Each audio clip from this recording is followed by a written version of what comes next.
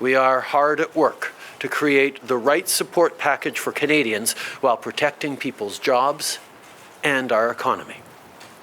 And tomorrow, we will be making another major announcement on economic actions to support Canadians as quickly as possible. By the end of the week, we will have more to say about changes for the upcoming tax season. We're looking at giving more flexibility for people to make payments and for businesses to have more liquidity during this time. Throughout this, we're working together right across the country. I have directed the House Leader to engage with his counterparts to discuss a brief return of the House of Commons so that we can bring in emergency economic measures. There are economic pieces that will need quick passage through the House in order to support Canadians.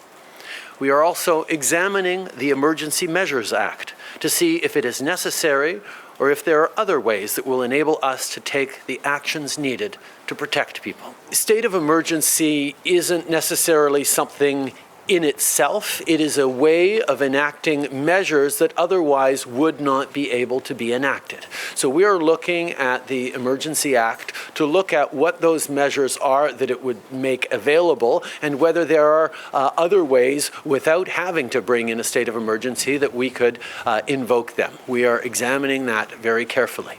And on the costs of the measures, Canada has taken responsible fiscal decisions over the past years that have allowed us to have a significant room to maneuver on investing in our economy. We are the G7 country with the lowest debt to GDP ratio, the lowest debt as a proportion, deficit as a debt as a proportion of the size of our economy, and that allows us to invest significantly in Canadians, in businesses, to make sure we're able to make it through this difficult time and make sure we continue to prosper and grow once we are through this moment. That is the result of the decisions we have taken responsibly as a government over the past years.